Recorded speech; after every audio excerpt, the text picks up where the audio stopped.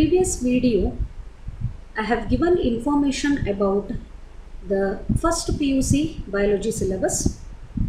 The total number of units in the syllabus are 5, and those 5 units contains totally 22 chapters. The total marks allotted for the subject is 100. In that 100 marks, 70 marks for the theory and 30 marks for the practicals. So, what is the type of question paper pattern? The question paper pattern contains 10 mark questions, 10 1 mark questions, and 5 2 mark questions, 5 3 mark questions, and 7 5 mark questions. So totally the question paper is of 105 marks, but in that 105 you need to write only for 70 mark questions, and those 70 marks, 10 marks from 1 mark questions. Here you don't get any option. All the questions are compulsory. 10 1 ಮಾರ್ಕಿನ ಪ್ರಶ್ನೆಗಳು ಇರ್ತಾವ. ಇದರೊಳಗೆ ಯಾವುದಕ್ಕೂ choice ಕೊಟ್ಟಿರುವುದಿಲ್ಲ. ಎಲ್ಲ ಕ್ವೆಶ್ಚನ್ಸಿಗೂ compulsory answer ಮಾಡಬೇಕು. And 5 2 mark questions, here you will get the option. ಇಲ್ಲೇ choice ಇರ್ತದೆ. 2 mark question 5ಕ್ಕೆ ಮಾತ್ರ ನೀವು ಆನ್ಸರನ್ನು ಬರೀಬೇಕು. ಇಲ್ಲೇ choice ಕೊಟ್ಟಿರ್ತದೆ. 3 mark questions, the total number of questions you need to reply is for 5 questions. 5 ಕ್ವಶನ್ಸ್ಗೆ ನೀವು ರಿಪ್ಲೈ ಮಾಡಬೇಕಾಗ್ತದೆ.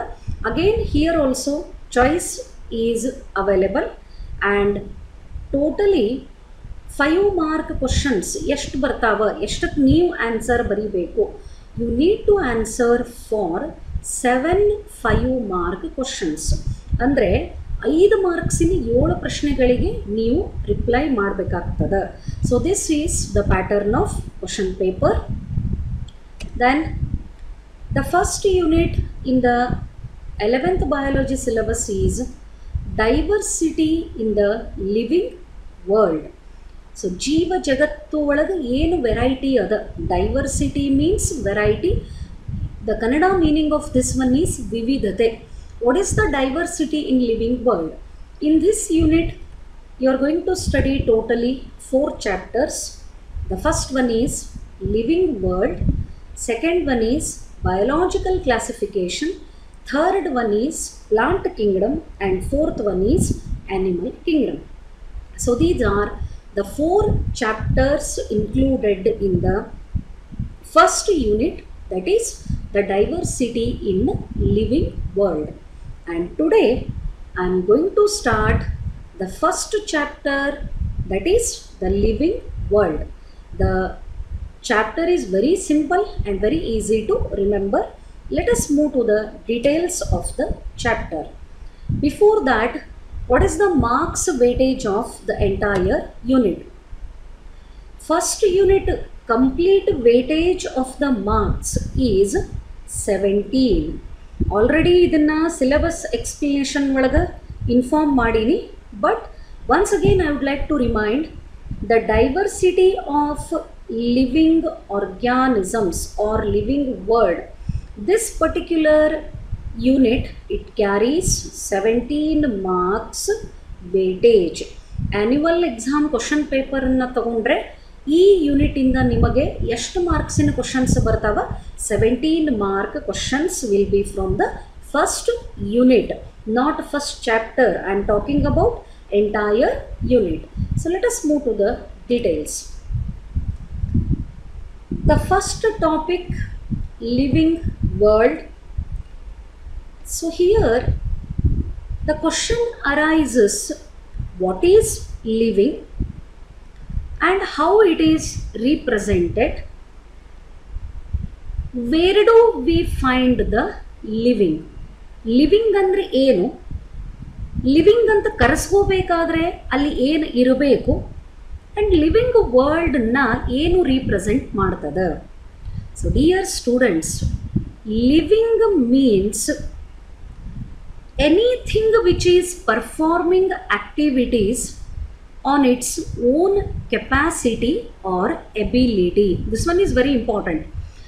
ಲಿವಿಂಗ್ ಅಂತ ಯಾವುದಕ್ಕೆ ಕರಿಬೇಕು? In Kannada meaning of the living is ಸಜೀವಿ. ಸಜೀವಿ ಅನ್ನೋದಕ್ಕೆ ಲಿವಿಂಗ್ ಅಂತ ಕರಿತೀವಿ, ನಿರ್ಜೀವಿ ಅನ್ನೋದಕ್ಕೆ ನಾನ್ ಲಿವಿಂಗ್ ಅಂತ ಕರೀತದ. ಲಿವಿಂಗ್ ಅಂದರೆ ಏನು? ಈ ಸಜೀವಿಗಳ ಜಗತ್ತು ಅಂದರೆ ಏನು ಅರ್ಥ? What is that living? ನಾವು ಯಾವುದಕ್ಕೆ ಲಿವಿಂಗ್ ಅಂತ ಕರಿಬೇಕು? Anything if it is performing the self activities. I hope you are getting my point. ಯಾವುದಾದರೂ ಒಂದು ಸ್ವಂತ ಚಟುವಟಿಕೆಗಳನ್ನು ಮಾಡುತ್ತಿದ್ದರೆ, ಸೇ for example a stone on the road. ಈ ನೀವು ಓಡಾಡ್ತಿರ್ಬೇಕಾದ್ರೆ ರೋಡ್ ಮೇಲೆ ಒಂದು ಕಲ್ಲು ಬಿದ್ದಿರ್ತದೆ. ಆ ಕಲ್ಲು ತಾನಾಗಿಯೇ ಆ ಪ್ಲೇಸಿಂದ ಮತ್ತೊಂದು ಪ್ಲೇಸ್ ಕಡೆಗೆ ಹೋಗಲ್ಲ. ಯಾವಾಗ ಹೋಗ್ತದೆ? If you kick it or some vehicle moves on it. ಯಾವುದೋ ಒಂದು ವೆಹಿಕಲ್ ಅದ್ರ ಮೇಲೆ ಜೋರಾಗಿ ಹೋದರೆ ಅಥವಾ ನೀವು ಕಾಲಿನಿಂದ ಅದನ್ನು ಒದ್ರೆ ಅವಾಗದು ಒಂದು ಪ್ಲೇಸಿಂದ ಮತ್ತೊಂದು ಪ್ಲೇಸಿಗೆ ಮೂವ್ ಆಗ್ತದೆ. Is it the self activity? ಇದು ಸ್ವಂತ ಚಟುವಟಿಕೆ ಅಂತ ಕರೆಸ್ಕೋತದ? ಇಲ್ಲ. ದ ಸೆಲ್ಫ್ ಆಕ್ಟಿವಿಟಿ, ಎಲ್ಲಿ ಸೆಲ್ಫ್ ಆಕ್ಟಿವಿಟಿ, ಮತ್ತೊಂದು ಫೋರ್ಸ್ ಇರಬಾರ್ದು, ಬೇರೆದ್ರದ್ದು ಫೋರ್ಸ್ ಇರಲಾರ್ದೇ ಸ್ವಂತ ಚಟುವಟಿಕೆಗಳು ಎಲ್ಲಿ ನಡೆದಿರ್ತಾವ ಅವು ಎಲ್ಲವಕ್ಕೂ ಏನಂತ ಕರಿಬೇಕು? ಲಿವಿಂಗ್ ಅಂತ ಕರೆಸ್ಕೋತದ. And the very important term is where the life is existed. ಎಲ್ಲಿ ಲೈಫ್ ಅನ್ನೋದು ಪ್ರೆಸೆಂಟ್ ಇರ್ತದ, ಜೀವ ಅನ್ನೋದು ಪ್ರೆಸೆಂಟ್ ಇರ್ತದ, all that is considered as living, and presence of life is responsible for the self activities. ಎಲ್ಲಿ life ಇರ್ತದ ಅಲ್ಲೇ self activities ತನ್ನಷ್ಟು ತಾನೇ ನಡೀತಿರ್ತಾವ. ಆ ಲೈಫ್ ಪ್ರೆಸೆಂಟ್ ಇರೋದು ಏನನ್ನ ಇಂಡಿಕೇಟ್ ಮಾಡ್ತದ? ಲಿವಿಂಗ್ ಕಂಡೀಷನನ್ನು ಇಂಡಿಕೇಟ್ ಮಾಡ್ತದ. Again the same question. ಇಲ್ಲಿ ಲಿವಿಂಗ್ ಅಂದರೆ ಉತ್ತರ ಸಿಕ್ತು ನಮಗೆ. What is living? The presence of life is the indication of living. ಯಾವುದ್ರೊಳಗೆ ಜೀವ ಅನ್ನೋದು ಇರ್ತದ ಅದು ಸಜೀವಿ ಅಂತ ಕರೆಸ್ಕೋತದ. ಅದನ್ನೇ ಇಂಗ್ಲೀಷ್ ಒಳಗೆ ಹೇಳೋದಾದರೆ where the life is present it is called living. Then question is what is life? Life ಅಂದರೆ ಏನು? ನಾವು ನೋಡಿದೀವ ಲೈಫ್ ಏನು ಅಂತಂದರೆ ಎಲ್ಲಿ ಸಿಗ್ತದ? Is it available in the market? Is it available in the grocery shop? Is it available in the cloth store? Where it is available? ಎಲ್ಲಿ ಸಿಗ್ತದ? ಅಥವಾ ಇದು ಸಿಗ್ತದ ಅಂತಂದರೆ is it possible to purchase? ಅದನ್ನು ದುಡ್ಡು ಕೊಟ್ಟು ನಾವೇನಾರು ತೊಗೊಂಡು ಬರ್ಲಿಕ್ಕಾಗ್ತದ?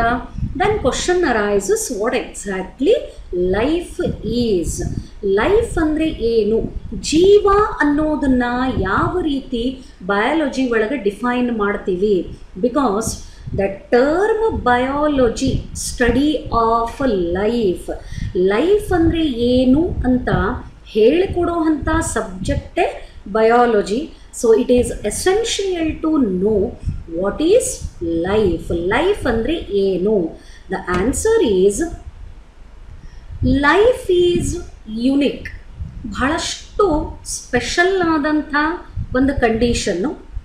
It is represented by complex organization of molecules expressing through chemical reactions which lead to growth, development, responsiveness, adaptation and reproduction. How interesting it is. ನೋಡ್ರಿ, ಲೈಫ್ ಅಂದರೆ ಏನು ಅಂತ ತಿಳ್ಕೊಳ್ಳಿಕ್ಕೆ ಇದು ಒಂದು ಡೆಫಿನಿಷನ್ ಸಾಕು. Everything is included in the definition. Life is a unique and complex organization of molecules. ಕಣಗಳು ಒಂದಕ್ಕೊಂದು ಸ್ಪೆಸಿಫಿಕ್ ಆಗಿ ಹೊಂದಾಣಿಕೆ ಮಾಡಿಕೊಂಡು ಜೊತೆಗಿದ್ದಾಗ ಯುನಿಕ್, ವೆರಿ ಸ್ಪೆಸಿಫಿಕ್, ಕಾಂಪ್ಲೆಕ್ಸ್ ಅಂದರೆ ಸಿಕ್ಕಾಪಟ್ಟೆ ಮಾಲಿಕ್ಯೂಲ್ಗಳು ಬಹಳ ದೊಡ್ಡ ಪ್ರಮಾಣದೊಳಗೆ ಕೂಡ್ಕೋಬೇಕು. ಈ ಥರದ ಮಾಲಿಕ್ಯೂಲ್ಗಳು ಕೂಡ್ಕೊಂಡಾಗ ಏನಾಗ್ತದೆ? ಫಸ್ಟ್ ಮಾಲಿಕ್ಯೂಲ್ಗಳು ಹೆಂಗೆ ಕೂಡ್ಕೋಬೇಕು? The molecules, organisation of molecules expressing through chemical reactions. ಬಹಳಷ್ಟು ಮಾಲಿಕ್ಯೂಲ್ಗಳು ಒಂದಕ್ಕೊಂದು ಸೇರಿಕೊಂಡಾಗ ಆ ಸ್ಟ್ರಕ್ಚರ್ ಏನಾಗ್ತದೆ? ಇಟ್ ಬಿಕಮ್ಸ್ ಕಾಂಪ್ಲೆಕ್ಸ್ ಅಂದ್ರೆ ಸಂಕೀರ್ಣವಾದಂಥ ಒಂದು ರಚನೆ ಎದರಿಂದ ಆಗ್ಲಿಕ್ಕತ್ತದ? It is by the organisation of molecules through the chemical reactions. ಮೊದಲು ಬಹಳಷ್ಟು ಮಾಲಿಕ್ಯೂಲ್ಗಳು ಕಾಂಪ್ಲೆಕ್ಸ್ ಆರ್ಗನೈಸೇಷನನ್ನು ರೆಡಿ ಮಾಡಬೇಕು. ಆ ಕಾಂಪ್ಲೆಕ್ಸ್ ಆರ್ಗನೈಸೇಷನ್ ಅಂದರೆ ಮಾಲಿಕ್ಯೂಲ್ಗಳಿಂದ ರಚನೆ ಆದಂಥ ಒಂದು ಸ್ಟ್ರಕ್ಚರು ಏನು ಮಾಡಬೇಕು? It must be able to express ತನಗಿರೋವಂಥ ಗುಣಗಳನ್ನು, ತನಗಿರೋವಂಥ ಲಕ್ಷಣಗಳನ್ನು ಅದು ತೋರಿಸ್ಬೇಕು. ಹೆಂಗೆ ತೋರಿಸ್ತದ? Through the chemical reactions. ಅಲ್ಲಿ ನಡೆಯುವಂಥ ರಾಸಾಯನಿಕ ಕ್ರಿಯೆಗಳ ಮುಖಾಂತರ ಅದು ತನಗಿರುವಂಥ ಸಾಮರ್ಥ್ಯನ ತೋರಿಸ್ಬೇಕು. And finally which lead to growth, development, responsiveness, adaptation and reproduction. Then we can say it as life. ಅದನ್ನು ಅವಾಗ ಲೈಫ್ ಅಂತ ಹೇಳಬಹುದು. ಏನು ಮೇಡಮ್ ಡೆಫಿನಿಷನ್ ಹೇಳಿದರು, ಅರ್ಥ ಆಗಲಿಲ್ಲ ಅಂತ ಏನಾರು ತಳಿವಳಗಿದ್ರೆ, ಐ ಹ್ಯಾವ್ ನಾಟ್ ಫಿನಿಶ್ಡ್, ನಾನು ಮುಗಿಸಿಲ್ಲ. Let me explain the things in a detail way. So life ಎದರಿಂದ ತಯಾರಾಯಿತು? Complex organisation of molecules. ಆ ಮಾಲಿಕ್ಯೂಲ್ಗಳು ಹೆಂಗೆ ಎಕ್ಸ್ಪ್ರೆಸ್ ಆಗ್ತಾವ? Through the chemical reactions.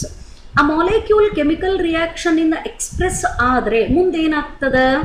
Growth ಆಗ್ತದ, ಬೆಳವಣಿಗೆ, ರೆಸ್ಪಾನ್ಸಿವ್ನೆಸ್ ಅಂದರೆ ವಾತಾವರಣದೊಳಗಾಗುವಂಥ ಬದಲಾವಣೆಗಳಿಗೆ ತೋರಿಸೋವಂಥ ಪ್ರತಿಕ್ರಿಯೆ. ಯಾವುದಕ್ಕೆ ಒಂದಕ್ಕೆ ಪ್ರತಿಕ್ರಿಯೆ ತೋರಿಸಿದ್ರೆ it is called responsiveness. Adaptation ಹೊಂದಾಣಿಕೆಗಳು. ದೆನ್ ಫೈನಲಿ ರೀಪ್ರೊಡಕ್ಷನ್ ಸಂತಾನೋತ್ಪತ್ತಿ. ಎಲ್ಲಿ ಇವೆಲ್ಲ ಲಕ್ಷಣಗಳು ಇರ್ತಾವ, ಎಲ್ಲಿ ಕಾಂಪ್ಲೆಕ್ಸ್ ಆರ್ಗ್ಯಾನಿಕ್ ಮಾಲಿಕ್ಯೂಲ್ಗಳು ಕೆಮಿಕಲ್ ರಿಯಾಕ್ಷನ್ ಮುಖಾಂತರ ಎಕ್ಸ್ಪ್ರೆಸ್ ಆಗ್ತಾವ, ಅಲ್ಲೆಲ್ಲ ಏನದ ಅಂತ ಹೇಳ್ತೀವಿ? Life is present. And where the life is present it is representing living. So life ಅಂದರೆ ಏನು? Life is unique, complex organisation, ಬಹಳಷ್ಟು ಸಂಕೀರ್ಣವಾದಂಥ ರಚನೆ. ಎದರದು? ಮಾಲಿಕ್ಯೂಲ್ಸ್ಗಳದ್ದು ಅಂದರೆ ಕಣಗಳು. ಏನು ಮಾಡ್ತಾವ ಕಣಗಳು? ಕೆಮಿಕಲ್ ರಿಯಾಕ್ಷನ್ಗಳ ಮುಖಾಂತರ ತಮಗಿರೋವಂಥ ಲಕ್ಷಣಗಳನ್ನು ತೋರಿಸ್ತಾವ. ಯಾವ ಲಕ್ಷಣಗಳನ್ನು ತೋರಿಸ್ತಾವ? Growth and development, responsiveness, adaptation and reproduction. ಬೆಳವಣಿಗೆ ನಡಿಬೇಕು, ಅಲ್ಲೇ ವಾತಾವರಣಕ್ಕೆ ತಕ್ಕಂತೆ ಪ್ರತಿಕ್ರಿಯೆ ತೋರಿಸ್ಬೇಕು. ಅಡಾಪ್ಟೇಷನ್ ಅಂತಂದ್ರೆ ಹೊಂದಾಣಿಕೆ ಮಾಡ್ಕೋಬೇಕು. ಆ್ಯಂಡ್ ರೀಪ್ರೊಡಕ್ಷನ್ ಅಂತಂದರೆ ಸಂತಾನೋತ್ಪತ್ತಿ, ಆ ರಚನೆ ಮಾಡಬೇಕು. ಅಂದ್ರೆ ಅದಕ್ಕೆ ಏನಂತ ಕರೀತದ? It is called life. So this represents the life. Hope this definition is clear for you. Life is a complex organization of the molecules which are expressing through the chemical reactions which lead to growth, development, responsiveness, adaptation and reproduction. ಅಂದ್ರೆ life ಅದ ಅಂತ ಕರೆಸ್ಕೋಬೇಕಾದ್ರೆ ಅಲ್ಲೇ ಬಹಳಷ್ಟು ಮಾಲಿಕ್ಯೂಲ್ಗಳದ್ದು organisation ಇರಬೇಕು.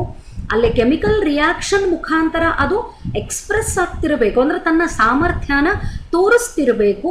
ಅಲ್ಲೇ growth ಇರಬೇಕು, development ಇರಬೇಕು, responsiveness ಇರಬೇಕು, ಅಡಾಪ್ಟೇಷನ್ ಆ್ಯಂಡ್ ರೀಪ್ರೊಡಕ್ಷನ್ ಇದ್ದರೆ there we can say the life is present.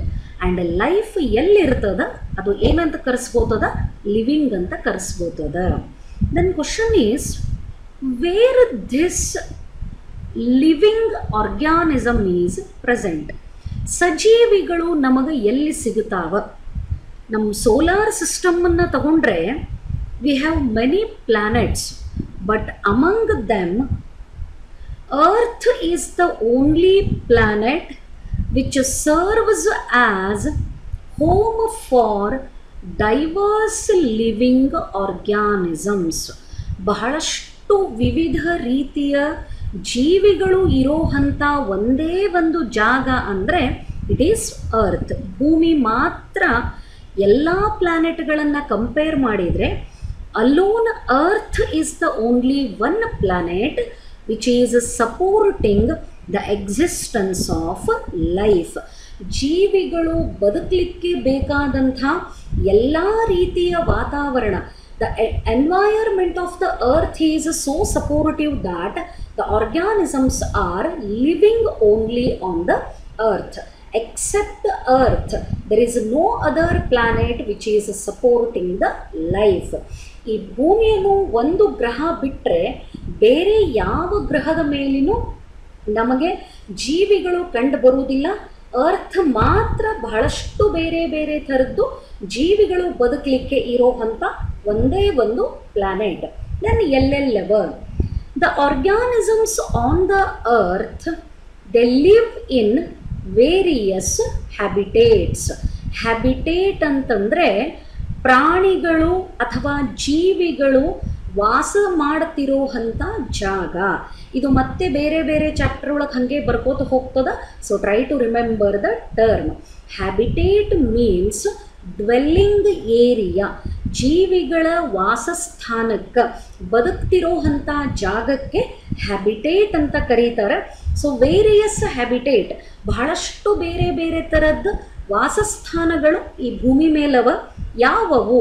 Like forest, ಕಾಡುಗಳು, ಮೌಂಟೇನ್ಸ್, ಗುಡ್ಡಗಾಡು ಪ್ರದೇಶ, ಡೆಸರ್ಟ್, ಮರುಭೂಮಿ, ಓಷಿಯನ್ಸ್, ಮಹಾಸಾಗರಗಳು, ಫ್ರೆಶ್ ವಾಟರ್ ಬಾಡೀಸ್, ಸಿಹಿ ನೀರಿನ ಆಕರಗಳು, ಹಾಟ್ ಸ್ಪ್ರಿಂಗ್ಸ್ ಅಂದರೆ ಸಿಕ್ಕಾಪಟ್ಟೆ ಉಷ್ಣ ಇರೋವಂಥ ಉಷ್ಣ ಪ್ರದೇಶಗಳು, ಪೋಲಾರ್ ರೀಜನ್ಸ್, ಹಿಮದಿಂದ ಕೂಡಿರೋವಂಥ polar regions, and almost every place of the earth.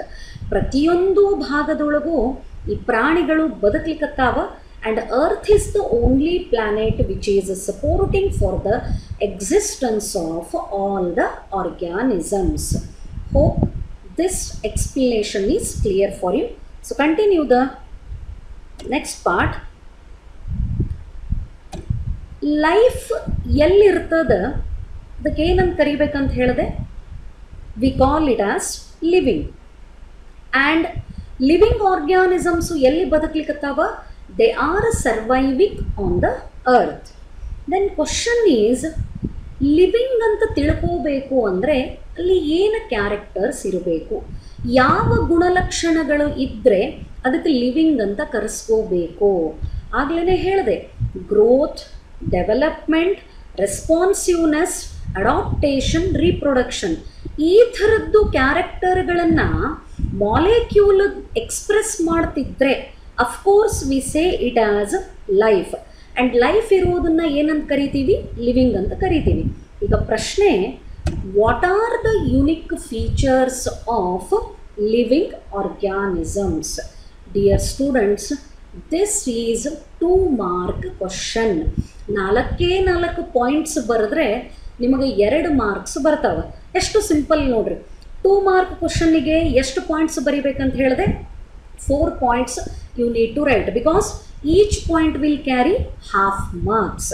ನೀವು 4 ಪಾಯಿಂಟ್ ಬರೆದ್ರೆ ಒಂದೊಂದು ಪಾಯಿಂಟಿಗೆ ಹಾಫ್ ಮಾರ್ಕ್ಸ್ ಅಂತ ಕೊಡ್ತೀವಿ. So there it becomes 2 marks. What are the unique features of living organism? ಸಜೀವಿಗಳಿಗೆ ಮಾತ್ರ ಇರೋಂಥ ಸ್ಪೆಷಲ್ ಕ್ಯಾರೆಕ್ಟರ್ಸ್, ಫೀಚರ್ಸ್ ಅಂದರೆ ಲಕ್ಷಣಗಳು, ಬಹಳಷ್ಟು ಸ್ಪೆಷಲ್ ಆಗಿ ಇರೋಂಥ ಲಕ್ಷಣಗಳು ಯಾವಕ್ಕಿರಬೇಕು? Living organism. All the living beings share the characters like. ಯಾವ ಯುನಿಕ್ ಕ್ಯಾರೆಕ್ಟರ್ಸ್ ಅವ? The special features of living organisms are growth, very important, metabolism, body ಒಳಗಡೆಗೆ ನಡೆಯುವಂಥ ರಾಸಾಯನಿಕ ಕ್ರಿಯೆಗಳ ಒಟ್ಟು ಮೊತ್ತ. ಬಿಕಾಸ್ ಕೆಮಿಕಲ್ ರಿಯಾಕ್ಷನ್ಸ್ ಅಂದರೆ ರಾಸಾಯನಿಕ ಕ್ರಿಯೆಗಳು. ನಾವು ಲೈಫ್ ಡೆಫಿನಿಷನ್ ಒಳಗೂ ತೊಗೊಂಡ್ವಿ ಅದನ್ನು. ಈ ಕೆಮಿಕಲ್ ರಿಯಾಕ್ಷನ್ಗಳ ಒಟ್ಟು ಮೊತ್ತಕ್ಕೆ, ರಾಸಾಯನಿಕ ಕ್ರಿಯೆಗಳ ಒಟ್ಟು ಮೊತ್ತಕ್ಕೆ ಏನಂತ ಕರಿತೀವಿ? Metabolism. Then third one is ability to sense the environment. ಸುತ್ತಮುತ್ತಲೇ ಇರೋವಂಥ ವಾತಾವರಣದ ಬಗ್ಗೆ ಪ್ರತಿಕ್ರಿಯೆ ಮಾಡೋವಂಥ ಕೆಪಾಸಿಟಿ ಇರಬೇಕು. Say for example, imagine a mosquito is sitting on a stone. ಒಂದು ಸಣ್ಣ ಹುಳ ಒಂದು ಕಲ್ಲಿನ ಮೇಲೆ ಕೂತದಂತ ತಿಳ್ಕೊಳ್ಳೋಣ. 10 ನಿಮಿಷ, 20 ನಿಮಿಷ, ಅರ್ಧ ಗಂಟೆ, 1 ಗಂಟೆ, ಎಷ್ಟೊತ್ತು ಬೇಕಾದಷ್ಟಿದ್ರೂ ಇಟ್ ವಿಲ್ ಸಿಟ್. ಅದಕ್ಕೇನೂ ಡಿಫ್ರೆನ್ಸೇ ಆಗಂಗಿಲ್ಲ. ಬಿಕಾಸ್ ತನ್ನ ಮೇಲೆ ಮಾಸ್ಕಿಟೋ ಕೂತದ ಅನ್ನೋವಂಥ ಸೆನ್ಸು ಯಾವುದಕ್ಕಿಲ್ಲ, ಕಲ್ಲಿಗಿಲ್ಲ. Because it is non living. ಅದರೊಳಗೆ ಏನಾಗ್ಲಿಕ್ಕತ್ತಿಲ್ಲ, ಕಲ್ಲು ಒಳಗೆ ರಿಯಾಕ್ಷನ್ಸ್ ಆಗ್ಲಿಕ್ಕತ್ತಿಲ್ಲ. ರಿಯಾಕ್ಷನ್ಸ್ ಇಲ್ಲ ಅಂತಂದರೆ ಅದಕ್ಕೆ ಲೈಫ್ ಇರಲಿಕ್ಕೆ ಚಾನ್ಸೇ ಇಲ್ಲ. ಸೊ ಕಲ್ಲು ಏನು ಮಾಡಂಗಿಲ್ಲ, it don't have the ability to sense the environment. ಸುತ್ತಮುತ್ತಲೂ ಇರೋವಂಥ ವಾತಾವರಣಕ್ಕೆ ಯಾವ ರೀತಿ ಪ್ರತಿಕ್ರಿಯೆ ಮಾಡಬೇಕು ಅನ್ನೋವಂಥ ಸಾಮರ್ಥ್ಯ ನಾನ್ ಲಿವಿಂಗ್ ಅಂದರೆ ನಿರ್ಜೀವಿಗಳಿಗೆ ಇರಂಗಿಲ್ಲ. ಆ ವಾತಾವರಣಕ್ಕೆ ಪ್ರತಿಕ್ರಿಯೆ ಮಾಡೋವಂಥ capacity it is only for the living organisms. ಸಜೀವಿಗಳು ಮಾತ್ರ they can show the ability to sense environment. The non-living things, organisms ಅಂತ ಕರೆಯುವುದಿಲ್ಲ, non-living ನಿರ್ಜೀವಿಗಳು, non-living don't have the ability to sense the environment. Then one more very important character is reproduction, ಸಂತಾನೋತ್ಪತ್ತಿ. ಇದು ಲಿವಿಂಗ್ಗಳಿಗೆ ಮಾತ್ರ ಇರೋವಂಥ character. Only living organisms can undergo the reproduction. Then another very important one is cellular organisation. ಅಂದರೆ ಜೀವಕೋಶಗಳಿಂದ ದೇಹದ ರಚನೆ ಆಗಿರಬೇಕು. Because cell is basic unit of life. ಜೀವಕೋಶ ಜೀವನ ರೀಪ್ರೆಸೆಂಟ್ ಮಾಡೋವಂಥ ಒಂದು ಅತಿ ಸಣ್ಣದಾದಂಥ ಸ್ಟ್ರಕ್ಚರು. ಸೊ ಎಲ್ಲಿ ಜೀವಕೋಶ ಇರ್ತದ ಅಲ್ಲಿ ಜೀವ ಇರಲಿಕ್ಕೆ ಬೇಕು. And where the life is present it is called living. Therefore cellular organization is another important character of the living organisms. Then consciousness, ಪ್ರಜ್ಞಾಸ್ಥಿತಿ, ಯಾವ ಕಡೆಗೆ ಯಾವ ರೀತಿ ಬಿಹೇವ್ ಮಾಡಬೇಕು ಇದ್ರ ಬಗ್ಗೆ ನಮಗೊಂದು ಒಂಥರ ಪ್ರಜ್ಞೆ ಇರ್ತದೆ, ಎಲ್ಲಿ ಏನು ಮಾಡಬೇಕು.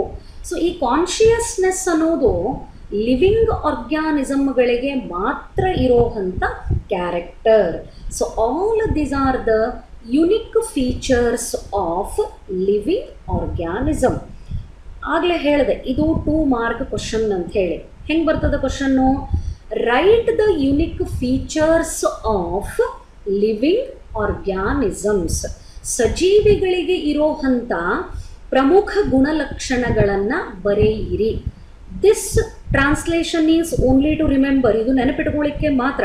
ನೀವು ಬರೀಬೇಕಾದಂಥದ್ದು ಇಂಗ್ಲೀಷ್ ಒಳಗೇ. ದಯಮಾಡಿ ಆ ಟರ್ಮ್ಗಳನ್ನು ನೆನಪಿಟ್ಕೋರಿ. Unique features of living organisms are growth, metabolism, ability to sense the environment, reproduction, cellular organization and consciousness. If you write any 4 among these, ಇದರೊಳಗೆ ಯಾವೇ 4 ಬರೆದ್ರೆ ಅದು 2 ಮಾರ್ಕ್ ಕ್ವಶನ್. ಮತ್ತು ಇಲ್ಲಿ 6 ಕೊಟ್ಟಿರಲ್ರಿ ಮಿಸ್ ಅಂತ ಕೇಳಿದರೆ, ಇದನ್ನೇ 3 ಮಾರ್ಕ್ಸಿಗೆ ಕೇಳಿದರೆ ನೋಡ್ರಿ ಎಷ್ಟು ಡಿಫರೆನ್ಸ್ ಆಯಿತು. If the same question is asked for 3 marks, write the unique features of living organisms instead of 2 mark. If it is asked for the 3 marks, then you need to write all the 6 characters. Just one by one, 1 2 3 4 5 6 ಅಂತ ಹಾಕಿ ನೀವು 6 ಕ್ಯಾರೆಕ್ಟರ್ಗಳನ್ನು ಬರೆದ್ರೆ that will carry the 3 mark for the answer. Hope you remember these things. The unique features of living organisms are growth, metabolism, ability to sense the environment, reproduction, cellular organization and consciousness. So all these are the unique features of living organisms. In this topic you are going to study about all these. Growth andre enu, what is metabolism, how the organisms undergo reproduction, how they show the ability to sense the environment, then what is cellular organization and about consciousness. And here I am going to explain only the first one in this video, that is growth. All the living organisms grow. ನಾವು ಯಾವುದನ್ನು living ಅಂತ ಕರಿತೀವಿ ಅದು definitely ಬೆಳವಣಿಗೆನ ತೋರಿಸ್ತದೆ, ಅದು ಬೆಳೀತಾ ಹೋಗ್ತದೆ. Then how it is identified, ಅಲ್ಲಿ ಬೆಳವಣಿಗೆ ಆಗೇದೋ ಇಲ್ಲೋ ಅನ್ನೋದನ್ನು ಹೆಂಗೆ ಐಡೆಂಟಿಫೈ ಮಾಡ್ತೀವಿ, ಕಂಡು ಹಿಡಿಬೇಕಲ್ಲ. So that increase in mass and increase in number, ಒಂದು ಸಂಖ್ಯೆಯೇ ಹೆಚ್ಚಾಗಿರಬೇಕು ಅಥವಾ ಅದರದ್ದು ಮಾಸ್ ತೂಕಾರ ಹೆಚ್ಚಾಗಿರಬೇಕು. Both of them are the twin characteristics of growth. ಇವು ಎರಡೂ ಆಗಿದ್ದರೆ ಏನಂತ ಕರೀತದ, as the growth has taken place. If there is increase in the mass, mass ಒಳಗೆ ತೂಕದೊಳಗೆ ಸಾಂದ್ರತೆ ಒಳಗೆ ಮಾಸ್ ತೂಕದೊಳಗೆ ಹೆಚ್ಚಾಗಿದ್ದರೆ, ಹೆಚ್ಚಳ ಆಗಿದ್ದರೆ, ನಂಬರ್ ಒಳಗೆ ಹೆಚ್ಚಳ ಆಗಿದ್ದರೆ ಅಲ್ಲೇನಾಗ್ಯದಂತ ಅರ್ಥ, ಗ್ರೋತ್ ಆಗ್ಯದಂತಲೇ ಅರ್ಥ. ಇವು ಎರಡೂ ಪಾಯಿಂಟನ್ನು ನೀವು ಕರೆಕ್ಟಾಗಿ ನೆನ್ಪಿಟ್ಕೋಬೇಕು. Write the twin characters of growth. Again 2 mark question, so simple to answer. ಗ್ರೋತ್ದ ಟ್ವಿನ್ ಕ್ಯಾರೆಕ್ಟರ್ಸ್ ಯಾವುವು ಬರೀರಿ ಅಂತ ಕೇಳಿದರೆ, first one increase in mass, second one increase in number. If there is increase in the mass and if there is increase in the number, no doubt it is the indication of growth. ಅಲ್ಲಿ ಬೆಳವಣಿಗೆ ಆಗ್ಲಿಕ್ಕತ್ತದಂತಾನೆ ಅರ್ಥ. ಸೇ for example, ಒಂದು small ಸೀಡನ್ನು ನಾವು soap ಮಾಡೀವಿ ಅಂತ ಇಟ್ಕೊಳ್ಳೋಣ, ನೀರು ಒಳಗೆ ನೆನೆಸೀವಿ. ಅದು ಬೆಳಿಲಿಕ್ಕತ್ತದೋ ಇಲ್ಲೋ ಅಂತ ನಮ್ಗೆ ಯಾವಾಗ ಗೊತ್ತಾಗ್ತದ, if we C the seedling, ಅದ್ರ ಮೇಲೆ ಒಂದು ಸಣ್ಣ ಪ್ಲಾಂಟ್ಲೆಟ್ಟು ಹುಟ್ಕೋಬೇಕು, ಅದು ಬೆಳವಣಿಗೆ ಆಗ್ಲಿಕ್ಕತ್ತದೋ ಇಲ್ಲೋ ಅಂತ ಯಾವಾಗ ಕನ್ಫರ್ಮ್ ಆಗ್ತದ, ದಿನದಿಂದ ದಿನಕ್ಕೆ ಅದರದ್ದು ಹೈಟ್ ಇನ್ಕ್ರೀಸ್ ಆಕೋತ ಹೋಗ್ತದೆ, ನಂಬರ್ ಆಫ್ ಲೀವ್ಸ್ ಅದರೊಳಗೆ ಎಲೆಗಳ ಸಂಖ್ಯೆ ಜಾಸ್ತಿ ಆಗ್ತದೆ, ಆ ಪ್ಲಾಂಟದ ಹೈಟ್ ಜಾಸ್ತಿ ಆಕೋತ ಹೋಗ್ತದೆ. All this are the indications that the growth is taking place. ಅಲ್ಲಿ ಗ್ರೋತ್ ಆಗ್ಲಿಕ್ಕತ್ತದ ಅಂತಾನೆ ಅರ್ಥ. That is why increase in the mass and increase in the number, both of them are considered as twin characters of growth. ಅದಕ್ಕೆ ಇವೆರಡೂ ಕ್ಯಾರೆಕ್ಟರ್ಗಳನ್ನು ಏನಂತ ಕರೀತಾರೆ, twin characters of growth ಅಂತ ಕರೀತಾರೆ. Then how this growth occurs in multicellular organism and unicellular organism. Again I would like to repeat here, already this part I have explained in the bridge course. Multicellular organism ಅಂದರೆ ಬಹುಕೋಶ ಜೀವಿಗಳು, unicellular organism ಅಂದರೆ ಏಕಕೋಶ ಜೀವಿಗಳು. ಈ multicellular organisms ಒಳಗೆ ಯಾವ ರೀತಿ growth ಆಗ್ತದೆ, ಯೂನಿಸೆಲ್ಯುಲಾರ್ ಆರ್ಗ್ಯಾನಿಸಮ್ಸ್ ಒಳಗೆ ಯಾವ ರೀತಿ ಗ್ರೋತ್ ಆಗ್ತದೆ. Multicellular organism increases its mass by cell division. Cell division ಅಂದರೆ ಕೋಶ ವಿಭಜನೆ. ಕೋಶ ವಿಭಜನೆ ಆದಾಗ always new cells are produced. ದೇಹದ ಒಳಗಡೆಗೆ ಬಹಳಷ್ಟು ಹೊಸ ಸೆಲ್ಗಳು ಪ್ರೊಡ್ಯೂಸ್ ಆಗ್ತವೆ. As a result mass of the body increases. ತೂಕ ಜಾಸ್ತಿ ಆಗ್ತದೆ, ಅಲ್ಲೇ ಗ್ರೋತ್ ಆಗ್ಯದ ಅಂತ ಅರ್ಥ. ದೆನ್ ಯೂನಿಸೆಲ್ಯುಲರ್ ಆರ್ಗ್ಯಾನಿಸಮ್ಸ್ ಏನು ಮಾಡ್ತಾವ, just they grow by cell division. ಅಲ್ಲೇ ಮಾಸ್ ಜಾಸ್ತಿ ಆಗಂಗಿಲ್ಲ, ಅಲ್ಲೇನು ಜಾಸ್ತಿ ಆಗ್ತದೆ, ನಂಬರ್ ಜಾಸ್ತಿ ಆಗ್ತದೆ. ಯೂನಿಸೆಲ್ಯುಲರ್ ಆರ್ಗ್ಯಾನಿಸಮ್ಸ್ ಒಳಗೆ growth is characterised by increase in the number. ನೋಡ್ರಿ, ಮಲ್ಟಿಸೆಲ್ಯುಲರ್ ಆರ್ಗ್ಯಾನಿಸಮ್ಸ್ ಒಳಗೆ ಗ್ರೋತ್ ಆಗ್ಯದ ಅನ್ಲಿಕ್ಕೆ ಪ್ರೂಫ್ ಏನದ, increase in the mass. Unicellular organisms ಒಳಗೆ ಗ್ರೋತ್ ಆಗ್ಯದ ಅನ್ಲಿಕ್ಕೆ ಪ್ರೂಫ್ ಏನದ, increase in the number. That is why both increase in the mass as well as increase in the number are the twin characters of growth. Increase in mass ಆದ್ರೂ growth ಅಂತಾನೆ ಕರೀಬೇಕು, increasing number ಆದ್ರೂ growth ಅಂತಾನೆ ಕರಿಬೇಕು. ಅದಕ್ಕೆ ಇವೆರಡಕ್ಕೂ ಏನಂತ consider ಮಾಡ್ತೀವಿ, twin characters of growth. ಇನ್ನು ಇಲ್ಲಿ 2 ಪಾಯಿಂಟ್ ನಾನು ಕ್ಲಿಯರ್ ಮಾಡಬೇಕು. ಪ್ಲಾಂಟ್ಸನ್ನ ತಗೊಂಡ್ರೆ in plants growth continues throughout the life in their meristematic area.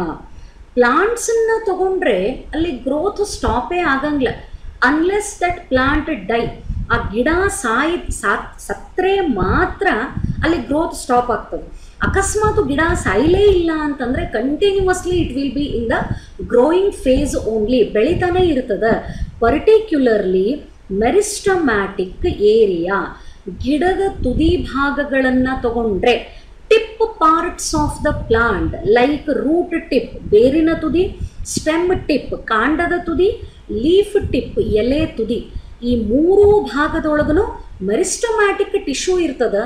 That meristematic tissue never stops the cell division. ಅದು ಯಾವ ಕಾರಣಕ್ಕೂ ಕೋಶ ವಿಭಜನೆನ ಕಂಪ್ಲೀಟ್ ಆಗಿ ಸ್ಟಾಪ್ ಮಾಡ್ಕೊಳ್ಳಲ್ಲ, ಅದು ಡಿವೈಡ್ ಆಗ್ತಾನೆ ಇರ್ತದೆ. Therefore the growth occurs continuously throughout the life in the plants. ಮತ್ತು animal ಒಳಗೆ ಏನಾಗ್ತದೆ, ಆಗ್ತದೋ ಇಲ್ಲೋ ಗ್ರೋತ್ ಅನಿಮಲ್ಸ್ ಒಳಗೆ? Answer is yes. ಪ್ರಾಣಿಗಳ ಒಳಗೂ ಗ್ರೋತ್ ಆಗ್ತದ, but up to a certain age. ಒಂದು ಏಜ್ ಬರೋವರೆಗೂ ಮಾತ್ರ ಪ್ರಾಣಿ ಒಳಗೆ ಗ್ರೋತ್ ಆಗ್ತದೆ, ಆಮೇಲೆ ಗ್ರೋತು ಸ್ಟಾಪ್ ಆಗ್ತದೆ. Plants show the continuous growth and in animals growth occur up to a certain age. So here this is the image of the growing seed. So idu in germinate ಆದಂಥ ಒಂದು ಬೀಜ ಬರ್ತಾ ಬರ್ತಾ compare ಮಾಡಿದರೆ ಅದರದ height ಒಳಗೆ ಏನಾಗ್ಯದ, increase ಆಕೋತ ಹೋಗ್ಯದ. And this is the indication of growth in the plants. ಆ್ಯನಿಮಲ್ಸನ್ನು ತಗೊಂಡ್ರೆ this is the puppy, small puppy. ಅದು day by day month by month ಕಳೆದಂಗೆ ಅದರದ್ದು ಬಾಡಿ ಸೈಜ್ ಒಳಗೂ ಏನಾಗ್ಯದ, ಇನ್ಕ್ರೀಸ್ ಆಗ್ಯದ. ಬಟ್ ಆ್ಯನಿಮಲ್ಸ್ ಒಳಗೆ ಗ್ರೋತು ಒಂದು ಏಜ್ವರೆಗೇನು ಮಾತ್ರ ನಡೀತದ, ಬಟ್ ಪ್ಲಾಂಟ್ಸ್ ಒಳಗೆ growth it occurs continuously. And ಆಗಲೇ ಒನ್ ಮೋರ್ ಸೆಂಟೆನ್ಸ್ ಹೇಳಿದೆ, unicellular organisms grow by cell division, and in unicellular organisms growth is represented by increase in the number. So here it is the image of bacteria. ಈ ಬ್ಯಾಕ್ಟೀರಿಯಾಗಳು ಒಂದಿದ್ದದ್ದು 2 ಆಗ್ತವ, 2 ಇದ್ದದ್ದು 4 ಆಗ್ತವ, 4 ಇದ್ದದ್ದು 8 ಆಗ್ತವ. ಅಂದರೆ ಜಸ್ಟ್ ಡಿವೈಡ್ ಆಗಿ ಆಗಿ they increase their number. Even that is also considered as growth. So growth ಆಗೇದ ಅಂತ ಕನ್ಫರ್ಮ್ ಮಾಡ್ಕೋಬೇಕಾದ್ರೆ ಏನಾಗಬೇಕು, either there should be increase in the mass or there should be increase in the number. Therefore increase in mass and increase in number are considered as twin characters of the growth. In multicellular organism, growth is characterized by increase in mass, and in unicellular organism, growth is characterized by increase in the number of cells. In plants, growth occurs continuously, and in animals, the growth occur up to certain age. Then last part of today's explanation, ಈ growth ಅನ್ನೋದನ್ನು ನಾವು ಸುಮ್ಮನೆ general ಆಗಿ ತಗೊಂಡ್ರೆ, whether it is shown only by the living organism or it is also shown by non living things. ಈ ಥರದ್ದು ಒಂದು ಸುಮ್ಮನೆ ಪ್ರಶ್ನೆನ ನಮಗೆ ಕೇಳಿಕೊಂಡ್ರೆ ಏನಾಗ್ತದೆ? Let us take one simple example. ನಮ್ಮ ಹತ್ರ ಒಂದು 3 kg ಆಫ್ ಸ್ಟೋನ್ ಅದ ಅಂತ ತಿಳ್ಕೊಳ್ಳೋಣ. ನಾವು ಅದನ್ನು ತೂಕ ಮಾಡೀವಿ. We have weighed that stone. What is its wait?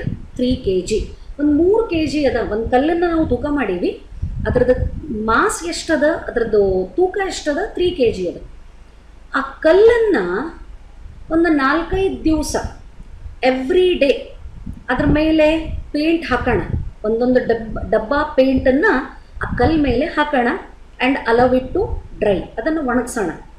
ಅದು ಒಣಗಿದ ಮೇಲೆ ಮತ್ತೊಂದು ಡಬ್ಬ ಪೇಂಟ್ ಹಾಕೋಣ, again allow it to dry, ಮತ್ತೆ ಒಣಗಿಸೋಣ. ಹೀಗೆ ಒಂದು ಸ್ವಲ್ಪ ದಿವಸ ಮಾಡಿದ್ವಿ ಅಂತ ಇಟ್ಕೊಳ್ಳೋಣ. Say for example 15 days every day we have coated the paint on stone whose mass initially ಎಷ್ಟದ 3 kg. ಹಿಂಗೊಂದು 15 ದಿವಸ ಆದಮೇಲೆ ಆ ಕಲ್ಲನ್ನು ಮತ್ತೆ ತೂಕ ಮಾಡೋಣ. ಏನಾಗಿರಬಹುದು ಅನಿಸ್ತದ? ನೀವು ಮನೆಯೊಳಗೆ, ನಾನು ನಮ್ಮ ಮನೆಯೊಳಗೆ, ಏನಾಗಿರಬಹುದು ಅಂತ ನಿಮ್ಮ ತಲೆಯಾಗ ಬಂದ್ರೂ ನೀವು ನನಗೆ ರಿಪ್ಲೈ ಮಾಡ್ಲಿಕ್ಕೆ ಆಗಂಗಿಲ್ಲ. ನೀವೇನು ಹೇಳ್ತೀರಿ ಅನ್ನೋ ಕ್ಯೂರಿಯಾಸಿಟಿ ನನಗೂ ಇರ್ತದೆ, ಬಟ್ ಅದನ್ನು ಹೆಂಗೂ ಎಕ್ಸ್ಪ್ರೆಸ್ ಮಾಡ್ಲಿಕ್ಕೆ ಆಗಂಗಿಲ್ಲ, ನಾನೇ ಹೇಳಿಬಿಡ್ತೀನಿ ಅದನ್ನು. ಸೊ ಈ ಕಲ್ಲನ್ನು ನಾವು ವಾಪಸ್ ಇವಾಗ ತೂಕ ಮಾಡೀವಿ ಅಂತ ಇಟ್ಕೊಳ್ಳೋಣ. ಏನಾಗಿರಬಹುದು? ನೀವೆಲ್ಲ ಇಂಟೆಲಿಜೆಂಟ್ ಸ್ಟೂಡೆಂಟ್ಸು, ನಿಮಗೆ ಗೊತ್ತಿರ್ತದೆ answer. There will be increase in the weight of stone. ಯಾಕೆ? ಅದ್ರ ಮೇಲೆ ನಾವು ಪ್ರತಿ ದಿವಸ ಏನು ಮಾಡೀವಿ? ಪೇಂಟನ್ನು ಕೋಟ್ ಮಾಡ್ಕೋತ ಹೋಗಿವಿ, ಅಪ್ಲೈ ಮಾಡ್ಕೋತ ಹೋಗಿವಿ, ಹೌದಾ? What was the initial weight? 3 kg. ಈಗ ಅದ್ರ ಮೇಲೆ ಪೇಂಟ್ ಕೋಟ್ ಆದಮೇಲೆ ಅದನ್ನು ಮತ್ತೆ ವೇಟ್ ಮಾಡ್ಲಿಕ್ಕತ್ತೀವಿ. ಈಗ ಎಷ್ಟಾಗ್ಯದ? 7 kg ಆಗ್ಯದ ಅಂತ ಇಟ್ಕೊಳ್ಳೋಣ. ಅಂದ್ರೆ 4 kg ಅದರದ್ದು ತೂಕ ಜಾಸ್ತಿ ಆಯಿತು, ಹೌದಾ? ಈಗ ಮತ್ತೆ ಉಲ್ಟಾ ಪ್ರಾಸೆಸ್ಸನ್ನು ಮಾಡೋಣ. So every day layer by layer ಆ ಅಪ್ಲೈ ಮಾಡಿರೋ ಪೇಂಟನ್ನು, ಮೇಲೇನು ಪೇಂಟ್ ಹಚ್ಚಿರ್ತೀವಲ್ಲ ಅದನ್ನು ಕಿತ್ತೋಣ. ಎಲ್ಲಿ ತನಕ ಕಿತ್ತಬೇಕು? Until we get the original stone. ನಾವೇನು ಮುಂಚೆ ಅದಕ್ಕೆ ಪೇಂಟ್ ಹಚ್ಚಬೇಕಾದ್ರೆ ಇತ್ತಲ್ಲ, ಆ ಕಲ್ಲು ಹೊಳ್ಳಿ ಸಿಗೋ ತನಕ ಅದರ ಮೇಲೆ ಹಚ್ಚಿದ ಪೇಂಟನ್ನು ತೆಗಿಯೋಣ. ಅಂದ್ರೆ ಮತ್ತೆ ಕಲ್ಲಿನ ತೂಕ ಕೋಟ್ ಮಾಡಿದ್ದ ಪೇಂಟನ್ನು ತೆಗೆದ ಮೇಲೆ ಏನಾಯಿತು? ಅದೇ 3 kgಗೆ ಬಂದು ನಿಂತಿತ್ತು, ಹೌದು? ಇದು ಎಲ್ಲಿ ಎಕ್ಸ್ಪ್ಲೇನ್ ಮಾಡಿದೆ? Type of the growth in non living, increase in mass ಅನ್ನೋದಕ್ಕೆ. ಪೇಂಟ್ ಹಚ್ಚಿದ್ವಿ, ತೂಕ ಜಾಸ್ತಿ ಆಯಿತು. ಪೇಂಟನ್ನು ಮೇಲೆ ಕೋಟ್ ಮಾಡಿರೋದನ್ನು ತೆಗೆದ್ವಿ, ಮತ್ತೆ ಒರಿಜಿನಲ್ ಕಂಡೀಷನ್ನಿಗೆ ಬಂತು. ಅಂದರೆ ನಾನ್ ಲಿವಿಂಗ್ ಥಿಂಗ್ಸ್ ಒಳಗೆ ಗ್ರೋತ್ ಆದ್ರೂ ಕೂಡ ಇಟ್ ಈಸ್ ರಿವರ್ಸಿಬಲ್. ಅದನ್ನು ಮೊದಲಿನ ಸ್ಥಿತಿಗೆ ತರಲಿಕ್ಕೆ ಬರ್ತದೆ. ಯಾಕಂದ್ರೆ ಗ್ರೋತ್ ಎಲ್ಲಾಗ್ಲಿಕ್ಕತ್ತದ? ಹೊರಗಡೆಯಿಂದ. When paint is deposited on the surface of stone, its weight has increased.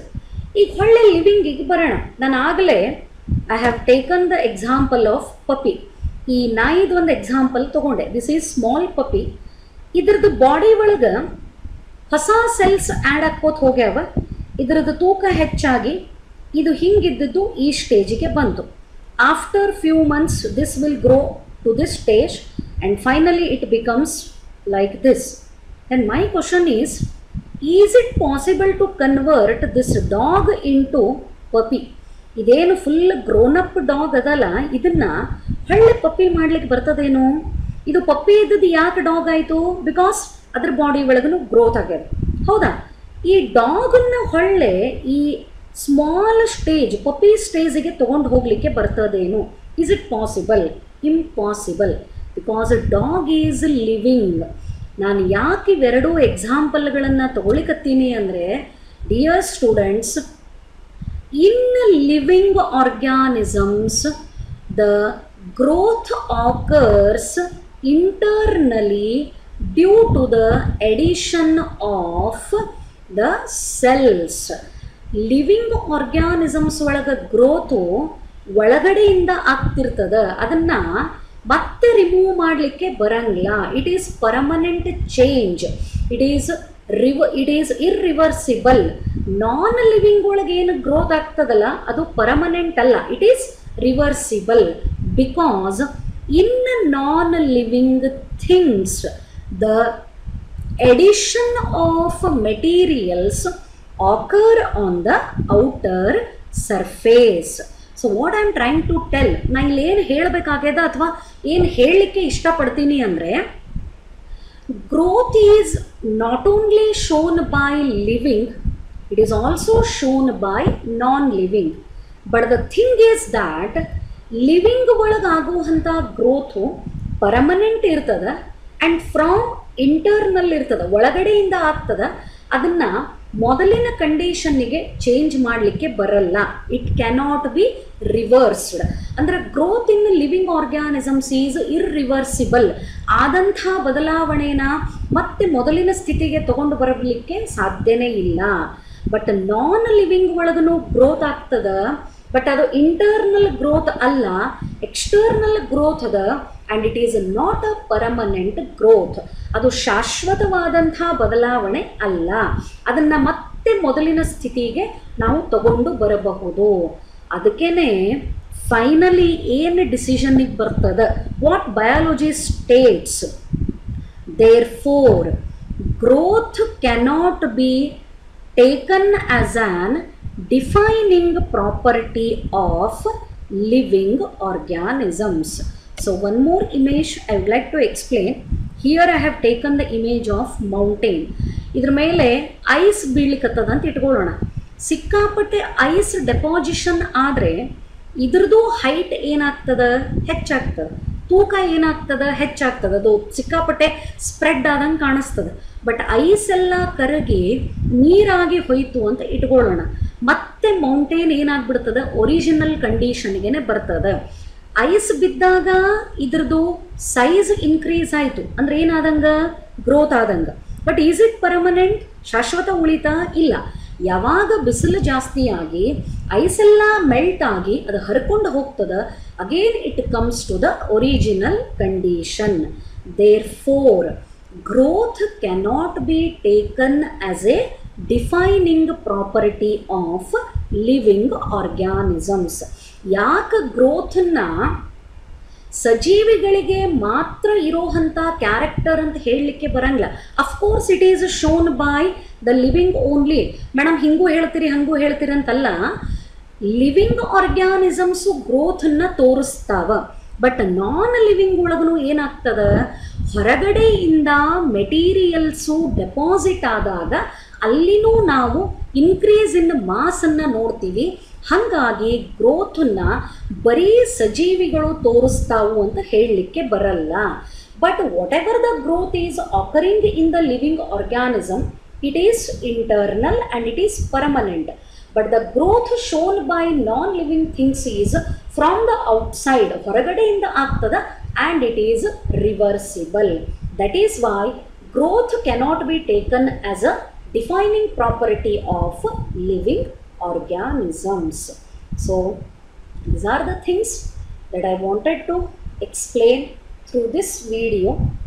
You have to remember what are the unique features of living organisms: growth, metabolism, reproduction, ability to sense the environment, and consciousness. All cellular organization. All these are the properties or the features of living organisms. What are the twin characters of growth? Increase in the mass and increase in the number. In multicellular organisms, the growth is represented by increase in the mass, and in unicellular organisms, the growth is represented by increase in the number. Plants show continuous growth and animals show the growth up to certain age. In the living organisms, the growth occurs from the internal, the growth is internal process, and it is due to the addition of new cells. In non-living things, the growth is from the outer side, or growth is external, and it is due to the addition of similar materials. ತನ್ನದೇ ಆದಂಥ ವಸ್ತುಗಳು ಅದರ ಮೇಲೇ ಕೂಡ್ಕೋತ ಹೋದರೆ ಅಲ್ಲೇ growth ಆಗ್ತದೆ. But non living things ಒಳಗೆ growth is not permanent, it is reversible. Therefore growth cannot be taken as a defining property of living organisms. Try to make the notes. ಈ ವಿಡಿಯೋನ ನೀವು ಕೇಳಿದ ಮೇಲೆ, ನೋಡಿದ ಮೇಲೆ, ಆ ಪಾರ್ಟ್ ಏನು ಹೇಳಿರ್ತದ ಟಾಪಿಕ್ ಒಳಗೆ ದಯಮಾಡಿ ಅದರದ್ದು ನೋಟ್ಸ್ ಮಾಡಿರಿ, ಪಾಯಿಂಟ್ಸ್ ಮಾಡಿರಿ, so that you can remember the subject very easily. Hope this explanation is clear for you. Thank you.